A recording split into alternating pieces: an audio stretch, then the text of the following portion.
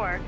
I have not seen her since the 7th of June. Babalar, bugün öyle bir dosya var ki hani yok artık bu kadar da olmaz diyeceksin.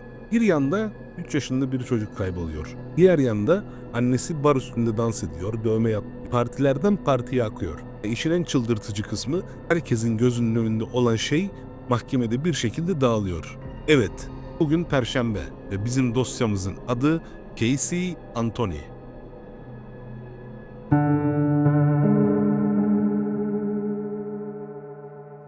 Casey Anthony 1986 yılında Ohio'da doğuyor. Daha sonra ailesi Florida'ya taşınıyor. Baba polis, anne hemşire.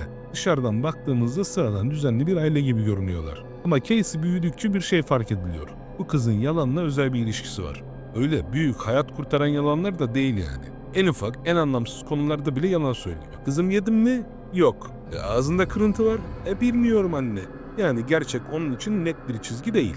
Casey ablamız liseye geldiğinde ailesinden tamamen kopuyor. Tipik Amerikan ailesi. Evde ama aslında evde değil. Kimlerle takılıyor, kimlerle görüşüyor, hayatında neler oluyor. Ailesinin bu konularda hiçbir fikri yok. Mezuniyet meselesi tam bir rezalet. Aile mezuniyet partisi hazırlıyor. Davetiyeler bastırılıyor. Son gün okulu bir arıyorlar, öğreniyorlar ki Casey ablam sınıfta kalmış.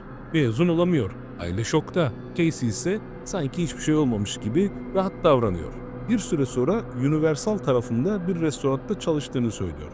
Derken 2005 yılına geliyoruz. Jesse Grant isimli biriyle bir ilişki yaşıyor. Aynı yıl Casey 19 yaşındayken hamile kalıyor. Başta çocuğu evlatlık vereceğim diyor. Ama ailesinden 7 ay boyunca hamileliğini saklıyor. Sonra bir kız çocuğu geliyor dünyaya. Dünya tatlısı Kylie. Babanın kim olduğu konusu tam bir muamma. Bir gün Jesse diyor, başka bir gün başka bir hikaye anlatıyor. Yara, babası trafik kazasında öldü bile diyor. Yani net bir gerçek yok. Kız şizofren. Ailede çok üstelemiyor. Ama Kylie doğduktan sonra dengeler değişiyor. Casey hala eski hayatını yaşamak istiyor. Sürekli dışarıda, sürekli benim planım var babacım modun.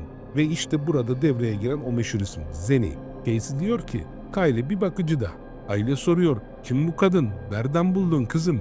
Casey anlatıyor.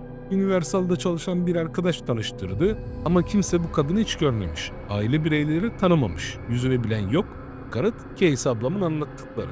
Kaylee bazen Zani ve köpeği diye konuşuyor ama ortada gerçek bir insan yok. Her şey sözlü. Jesse ile ilişkisi bitiyor. Casey ablam bu sefer bir DJ ile ilişki yaşamaya başlıyor. Ve DJ demek gece hayatı demek. Casey de Kylie'yi alıp bunun evine gidip gelmeye başlıyor. Bir süre sonra Kylie tamamen ortadan kayboluyor. Tarih 16 Haziran 2008.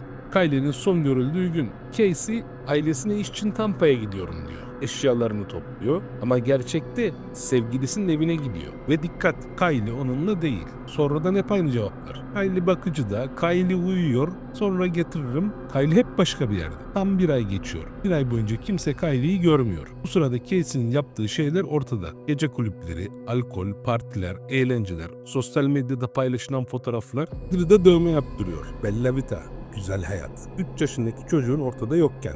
Bu süreçte Casey ailesinin arabasını kullanıyor. Bir gün çek bozdurma yerine gidiyor, benzin bitiyor. Ve ne yapıyor biliyor musunuz? Çekittirmek pahalı diye arabayı orada bırakıp gidiyor. Aile arabayı kayıp sanıyor. Günler sonra telefon geliyor. Arabanız otoparkta, çekilmiş. Baba George gidip arabayı alıyor ve burada dosyanın kırılma anı geliyor. Baba kapıyı açtığında gelen koku. Öyle sıradan bir koku değil. Oradaki görevi bile bu koku ölü kokusu diyor. George arabayı eve getiriyor. Anne Cindy'ye gel bir kokla karıcığım diyor. Cindy de kokluyor ve kabul ediyorlar. Koku çok ağır. Bagaj açılıyor, içinde bir çöp torbası var. Cindy sonradan açmadık, attık diyor. Arabayı temizliyorlar ama kafalarında tek bir soru var. Kylie nerede? Anne Cindy dayanamıyor. Casey'ye ulaşmaya çalışıyor ama ulaşamıyor. En son sevgilisinin evinde olduğunu öğreniyor ve oraya gidiyor. İçeri girdiğinde sabah saatleri olmasına rağmen ortam dağınık, insanların kafası güzel.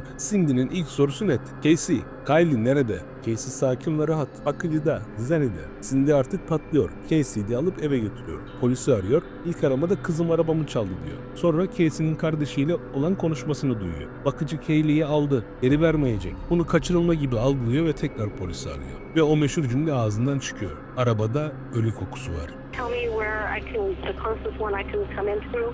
What are you trying to accomplish by bringing them to the station? I have a 22-year-old person that has grand theft sitting in my auto. with me. So the 22-year-old person stole something. Yes. Is this a relative? Yes. Okay, is this your son? Daughter. 911, what's your emergency?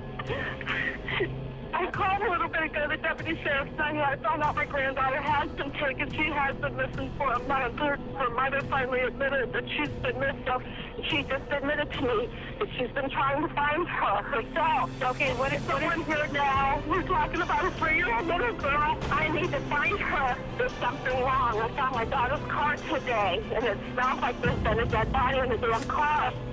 My daughter finally admitted that the baby shouldn't store. Polis Casey'ye son gördüğün yere götür diyor. Casey bir apartman gösteriyor. Bakıcı burada yaşıyor. Polis bir kapıyı çalıyor. Daire boş. Yönetim diyor ki aylarca burada kimse oturmadı. Kamera kayıtlarına bakılıyor. Casey'nin anlattığı Zeni adında kadın yok. Kylie yok.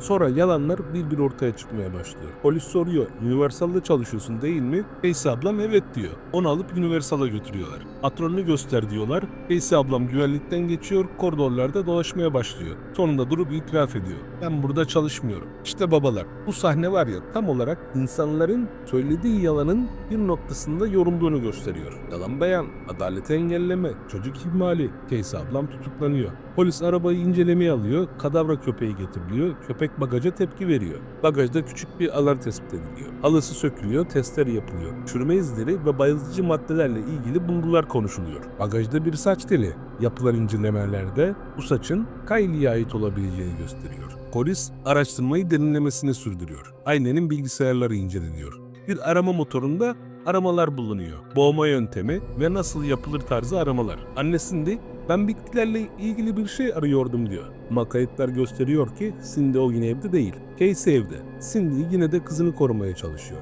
Aylar sonra Aralık 2008'de eve yakın bir ormanlık alanda bir görevli insan kafatasına rastlıyor. Üzerinde bant var. Yakınında kemikler, bir çanta ve Winnie the Pooh desenli bir battaniye bulunuyor. DNA örnekleri alınıyor ve sonunda sonuç geliyor. Kylie. Evde de aynı tür eşyalardan bulunuyor. Aynı çift satılan çamaşırların torbalarının eşi. Yani bunu yapan kişi yabancı değil, evden biri. Casey bu sefer 1. derece cinayetle suçlanıyor. Medya, halk, herkes ayak. Aileler dağılıyor. Baba George psikolojik olarak çöküyor. Torununu kaybetmiş. Bir de suçlamalarla boğuşuyor. Casey de çıkıp babam beni küçükken taciz etti gibi iddialar ortaya atıyor. George hayır diyor. Asla kabul etmiyor. Mahkeme tam bir silke dönüyor. Mahkemede herkes farklı bir senaryo anlatıyor. Savcılık bilinçli öldürme diyor. Savunma kaza diyor. Anne başka bir şey söylüyor. Baba başka bir şey söylüyor. Dosya o kadar karışıyor ki gerçek arada kayboluyor. Savunma boğuldu, havuz kazası, George panikledi, örtbas etti gibi senaryolar anlatıyor. Cindy'nin ayrı bir teorisi var. George'un ayrı teorisi var. Yani dosya o kadar dağılıyor ki herkes başka yöne çekiyor. Ve 5 Temmuz 2011'de karar açıklanıyor. Millet ekran başında.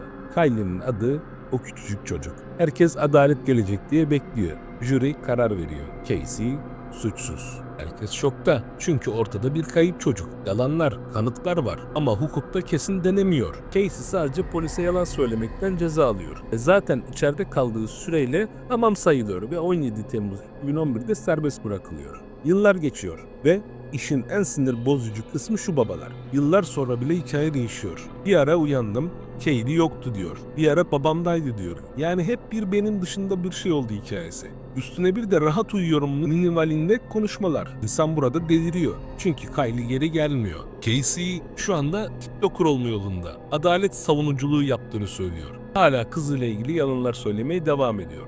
Give a voice to people. To give people tools and resources that they can utilize so they actually know where they can turn to. Still going to keep my privacy intact, so you will get very comfortable with my car, and I will explain in great detail why it's so important for people to protect their privacy. The last 10.5 years doing primarily criminal defense work, because I don't ever want to see someone be pigeonholed by not only law enforcement but the media. Evet babalar, bu dosya bize şunu gösteriyor. Bazen gerçek hayat her şey ortaya çıktı diye bitmiyor. Bazen herkesin bildiği şey hukuken ispat olamıyor. Ve bazen bir insan yalanını o kadar uzun süre söylüyor ki bir süre sonra kendisi de ona inanmaya başlıyor. Belki de gece rahat uyumanın tek yolu bu. Kendi masalına inanmak. Casey dışarıda hala rahat yürüyemediğini, insanların sürekli bulaştığından bahsediyor. Evet, O küçük çocuk büyüklerin bencilliği arasında ezildi ve bu dosya kapanmadı. Yıllar geçse de insanın sinirini bozmaya devam edecek. Eğer sen de bu tarzı sevdiysen şuralarda bir yerlerde ekrana çıkan oynatma listelerinden diğer videolarımı da izleyebilirsin. Bu arada abone olup yorum yapmayı da unutma lütfen. Hadi eyvallah.